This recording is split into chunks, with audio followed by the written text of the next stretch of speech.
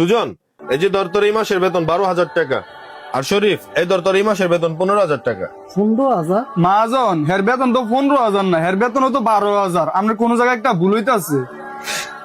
বাইরে আমার কোন জায়গায় ভুল হইতাছে না। আমি বুঝছই না শরীফের বেতন 15,000 দিছি। এই মাসেরটা শরীফের বেতন 15,000।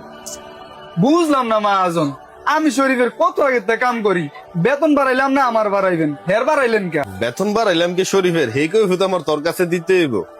যাই হোক, কৈফিয়ত যেহেতু চাইছস তাইলে শোন, আমি বেতন সময় দীক্ষা বাড়াই নাই, আমি বেতন বাড়াইছি ওর কর্ম দীক্ষা।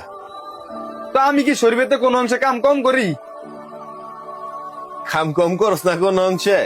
তাইলে হন, সুজন, জায়গাটা তো অপরিষ্কার হয়েছে, আমি এটা পরিষ্কার করতেছি, তুমি বালতি পানিটা একটু কলপা ফালাই দিয়ে।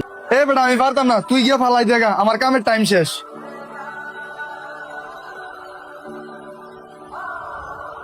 কি রে শরীফ, বেটা দোকান বন্ধ করে তুই এখন কি করতেছস? মাজন, দোকানের সামনে তো দেখতেছেন কিরকম অপরিষ্কার হয়েছে, এর লেগে এগুলো ঝাড়ু দিয়ে পরিষ্কার করে বাসায় যাবো, কারণ সকালে তো আবার করতে হইব।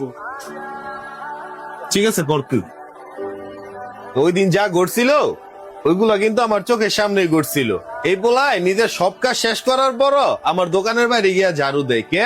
পরের দিন যাতে কাজ কম করতে হয়। আর তুই শরীফের মুখের উপরে কইলি কি যে তোর ডিউটি টাইম শেষ, তার মানে তুই আর এখন কোনো কাজ করতে পারতি না। আমি প্রায় সময় দেখছি শরীফে তোর যদি এই কাজটা করতে তুই গছ পারতি না, ওইটা করতে গছ পারতি না। সুজন, আমি ফ্রিজটা গুছাই, তুমি রুটিগুলো একটু ভিতরে নিয়ে রাখো। ধরু বেটা আমি পারতাম না, তুই গিয়ে তো।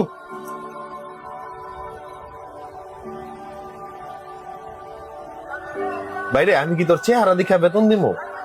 কোন মহাজনরা কোন কর্মচারীর চেহারা দেখে কিন্তু বেতন বাড়ায় না, বেতন বাড়ায় তার কর্মদক্ষতা দেখে।